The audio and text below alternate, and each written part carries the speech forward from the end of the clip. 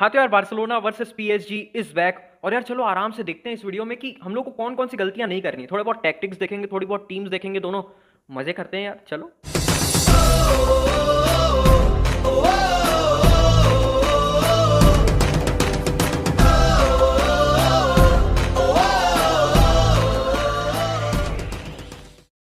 हाँ तो यार इस वीडियो को हम लोग दो पार्ट में बांट लेते हैं। फर्स्ट पार्ट में हम लोग ये देख लेंगे कि लास्ट गेम में बार्सिलोना ने क्या क्या मिस्टेक्स की थी, लास्ट गेम में हमने क्या फॉर्मेशन खेला था, पीएसजी वालों ने क्या क्या टैक्टिक्स यूज किए थे जिससे बार्सिलोना एकदम आसानी से पीएसजी से हार गई थी। और सेकंड पार्ट में हम लोग ये देख लेंगे कि भाई क्या क्या फॉर्मेशन बार्सिलोना को स्टार्ट करना चाहिए, पीएसजी कौन कौन सा फॉर्मेशन स्टार्ट कर सकती है और बार्सिलोना कैसे कैसे ओवरकम कर सकती है पीएसजी के चैलेंज को। हाँ तो यार लास्ट टाइम बार्सिलोना 4-3-3 खेल रही थी। ग्रीजमैन, डेम्बेले और मेसी अटैक में थे, पेड्री, फ्रैंकी डियोंग और बुस्केट्स मिडफील्ड में थे, जॉर्डी अल्बा, सर्जिनियो डेस्ट पीके और लॉन्गले हमारे डिफेंस में थे। हाँ तो यार लास्ट टाइम बार्सिलोना ने 4-3-3 के साथ स्टार्ट किया था और पीएसजी 4-2-3-1 खेल रही थी। तो पीएसजी के बेसिक टैक्टिक्स क्या थे विद द बॉल? अगर हम लोग को पता है कि बार्सिलोना उस टाइम जब डिफेंसिव फेज में रहती थी तब एक 4-5-1 फॉर्मेशन बनाती थी, बहुत ज्यादा प्रेस नहीं करती थी और कहीं ना कहीं थोड़ा थोड़ा सिट बैक करती थी। और इसी का बहुत ज्यादा एडवांटेज उन लोग को मिल गया उनके बिल्डअप प्ले में, क्योंकि उसके कारण उनके जो दोनों सेंटर बैक्स है वो एकदम फ्री हो गए थे, वो एकदम इजीली आगे आ रहे थे, क्योंकि मेसी उतना ज्यादा हाई प्रेस नहीं कर रहा था और पूरी टीम भी हाई प्रेस नहीं कर रही थी। इसके कारण उनके दोनों सेंटर बैक्स को फ्रीडम मिल गई थी कि वो लोग आगे आ सकें और अच्छे से बॉल के साथ आराम से खेल सकें। और इसके बाद उन लोग के कुछ कुछ प्लेयर्स डीप ड्रॉप करते थे, बॉल को लेते थे और फिर 1-2s करके धीरे धीरे आगे बढ़ते थे। जब एक बार 1-2s हो जाते थे और बॉल थोड़ा प्रोग्रेस कर लेती थी तब एक बहुत अच्छा टैक्टिक पोचेटिनो ने लगाया था। वो टैक्टिक ये था कि उनके दोनों जो विंगर्स हैं वो अंदर घुस जा रहे थे, उनके दोनों विंगर्स अंदर आ रहे थे। अब जब वो दोनों विंगर्स अंदर आ रहे हैं तब उन लोग का न्यूमेरिकल एडवांटेज बनता कि नहीं बनता, है ना? हमारे दो सेंटर बैक्स और उनके तीन तीन प्लेयर्स हमारे रीजन में रहते। अब इसको कवर करने के लिए बार्सिलोना ने क्या किया, इसको कवर करने के लिए डेस्ट को और जॉर्डी अल्बा को उनके पीछे पीछे जाना पड़ा। डेस्ट और जॉर्डी अल्बा कहाँ गए? विंगर्स के पीछे गए। अब इसके कारण वाइडर रीजन्स में जगह बन गई। अब जब वाइडर रीजन्स में जगह बनी तब उनके जो दोनों फुल बैक्स है फ्लोरेंजी और कुर्जावा, ये दोनों आगे चले गए और इन लोगों को कवर करने के लिए कोई नहीं था। डेम्बेले था और ग्रीजमैन था, बट ये दोनों प्रॉपर डिफेंडर नहीं है, ये दोनों प्रॉपर पोजीशन पे नहीं आ पाए और इसी के कारण हम लोगों ने दो बहुत वाइटल गोल खाए, क्योंकि उन दोनों के फुल बैक्स ने बहुत ज्यादा काम किया, बहुत ज्यादा मेहनत की वाइडर रीजन्स में। हमारे सारे प्लेयर्स को उन लोगों ने श्रिंक करके मिडिल में लाया, उसके बाद वाइडर रीजन्स को एकदम अच्छे से एक्सप्लॉइट कर दिया। सेकंड प्लेस जहां पे पीएसजी जीत गई थी वो थी मिडफील्ड। हमारे मिडफील्डर्स उनके मिडफील्डर से मुकाबला नहीं कर पा रहे थे, चाहे फिजिकल एस्पेक्ट बोल लो चाहे टेक्निकल एस्पेक्ट बोल लो। राटी बहुत अच्छा खेल रहा था, गे बहुत अच्छा खेल रहा था, इवन पैराडेज भी बहुत अच्छा खेल रहा था और गे और पेड्री में तो कोई मुकाबला ही नहीं दिख रहा था। गे फिजिकली इतना ज्यादा स्ट्रांग हो गया था कि वो पूरा अच्छे से डोमिनेट कर रहा था पेड्री को, जिसके कारण हम लोग को कोई चांस मिला ही नहीं।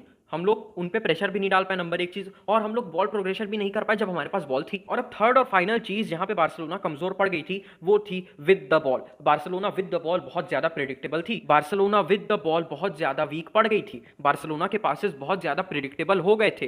प्लस कोई प्लेयर सामने नहीं आ रहा था, कोई प्लेयर डीप ड्रॉप नहीं कर रहा था, सिर्फ मेसी डीप ड्रॉप कर रहा था, बट कोई कनेक्शंस नहीं बन पा रहे थे। समझ रहे हो? कोई कनेक्शंस नहीं बन पा रहे थे क्योंकि उन लोगों ने इतने अच्छे से कवर किया, जैसे इस इमेज में देख लो यार, इतने अच्छे से कवर करके रखा है उन लोगों ने।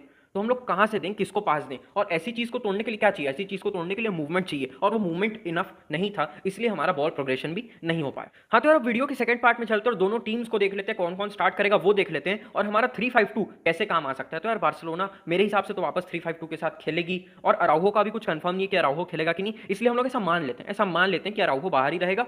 उमटीटी, मिन्गेजा और लॉन्गले हमारे सेंटर बैक्स रहेंगे, जॉर्डी अल्बा और सर्जिनियो डेस्ट विंग बैक्स बन के खेलेंगे, मिडफील्ड सेम रहेगी, पेड्री रहेगा, फ्रैंकी डियोंग रहेगा और बुस्केट्स रहेगा और अप टॉप मेसी रहेगा जो थोड़ा थोड़ा डीप ड्रॉप करता रहेगा। डेम्बेले बहुत ज्यादा अटैकिंग रहेगा, बहुत आगे खेलेगा, पुश करता रहेगा, रन बनाएगा और अपने पेस से हमको एडवांटेज देने का ट्राई करेगा। और पीएसजी में डी मारिया वापस आ गया, पीएसजी तो मेरे ख्याल से 4-2-3-1 ही वापस स्टार्ट करेगी, डी मारिया वहां पे चला जाएगा क्योंकि कीन जो है वो बाहर हो चुका है इस गेम के लिए। तो यार मान लो कि पीएसजी वापस वही सेम टैक्टिक यूज करती है और यहां से एम्बापे और यहां से डी मारिया अंदर घुस जाते हैं, पर इस टाइम हमारे पास एडवांटेज है। अब वो एडवांटेज इसलिए है क्योंकि अब यहाँ 3-on-3 सिचुएशन बन गई है, हमारे तीन सेंटर बैक उनके जो तीन अटैकिंग प्लेयर्स हैं उनके आमने सामने रहेंगे।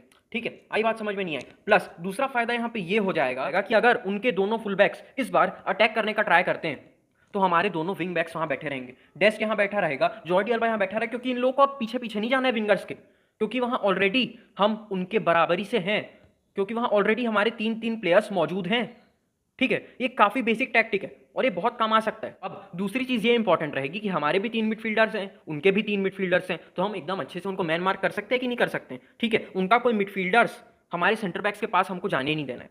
अगर उनका मिडफील्डर्स हमारे सेंटर बैक्स के पास गया तो फिर वहां से गड़बड़ शुरू हो जाएगी, उनके पास न्यूमेरिकल एडवांटेज आ जाएगा। क्योंकि अगर उनका कोई मिडफील्डर हमारे सेंटर बैक्स के पास गया तो हमारा एक ना एक विंग बैक उसको कवर करने के लिए उसके पीछे पीछे वहां चला जाएगा, और जब वो वहां जाएगा तब वापस वाइडर रीजन में जगह बनेगी और हम वापस वही पुरानी गलती कर देंगे। तो इस गेम में इसलिए इंपॉर्टेंट है कि हमारे जो मिडफील्डर्स हैं वो बहुत अच्छे से खेले, स्पेशली बुस्केट्स। वेराटी पिछले गेम में बुस्केट्स को बहुत अच्छे से डोमिनेट कर रहा था, और बुस्केट्स को इस बार और ज्यादा एक्टिव रहना पड़ेगा, बुस्केट्स को और ज्यादा फिजिकल रहना पड़ेगा, तभी हम कुछ कर पाएंगे। अब इस फॉर्मेशन का एक और टेक्टिकल एडवांटेज ये आ जाता है कि मेसी नंबर 10 बनने का ट्राई करता है। तुम लोग बहुत सारे गेम्स में देखे होगे कि मेसी डीप ड्रॉप करता है। अब जब मेसी डीप ड्रॉप करेगा तब हमारा मिडफील्ड में न्यूमेरिकल एडवांटेज बन जाएगा, और जब हमारा मिडफील्ड में न्यूमेरिकल एडवांटेज बनेगा तब या तो उनके एक सेंटर बैक को आगे आना पड़ेगा, उनका सेंटर बैक आगे आया तो डेम्बेले तो है ही, डेम्बेले तो है ही वहां, डेम्बेले आगे पुश कर सकता है। ठीक है, आई बात समझ में। अगर उनका सेंटर बैक नहीं आया, उनका कोई फुल बैक आया, तो यहां से तो हमारा विंग बैक बैठा ही है ना आगे अटैक करने के लिए, आगे हमला करने के लिए। ठीक है, आ रही बात समझ में। तो यार एक ही इंपॉर्टेंट चीज है कि बार्सिलोना का फॉर्मेशन उनके फॉर्मेशन को बहुत अच्छे से ओवरकम कर सकता है, बहुत अच्छे से डोमिनेट कर सकता है। बट इसके लिए सारे प्लेयर्स को उतनी ही इंटेंसिटी के साथ खेलना पड़ेगा, सारे प्लेयर्स को उतने ही हंगर के साथ खेलना पड़ेगा, नहीं तो कुछ नहीं हो पाएगा, सीधी बात है। ठीक है भाई, रिजल्ट आना है, रिजल्ट आना है, इस गेम में जज्बा दिखना चाहिए। ठीक है, अभी इतना अच्छा वीक गया है, ये पूरा वीक हमको और अच्छा करना है। जीते हारे फर्क नहीं पड़ता, यहाँ हंगर दिखनी चाहिए, लूज नहीं पड़ना चाहिए कोई प्लेयर। सब प्लेयर्स आखिरी मूवमेंट तक फाइट करना है, हाई प्रेस करना है, उनसे बॉल छीननी है, बॉल रिकवर करनी है, और फुल स्पीड के साथ अटैक करना है, टेक्निकल एबिलिटी में बहुत अच्छा करना है। ठीक है, तो भाई बस यही बात है। अब लास्ट में प्रिडिक्शन दे देते हैं। बार्सिलोना के लिए ये गेम जीतना बहुत बहुत ज़्यादा मुश्किल है। ठीक है, इसमें मेरा प्रिडिक्शन है बार्सिलोना 2 PSG 1। अब मैं चाहता हूँ मैं गलत हूँ, मैं नहीं चाहता प्रिडिक्शन सही हो, मैं चाहता हूँ मैं गलत हूँ, बट यार देखते हैं क्या है। बस एक ही चीज़ बोलूँगा फिर से कि होप अपनी बहुत कम रखो और सपोर्ट अपना पूरा रखो बार्सिलोना के लिए। ठीक है, जीते जीते हारे हारे कोई फर्क नहीं पड़ता, अपने को देखना है डिटर्मिनेशन। और यार बार्सिलोना है, विश्वास रखो, मज़ा आएगा। ठीक है, विस्कायल बार्सा।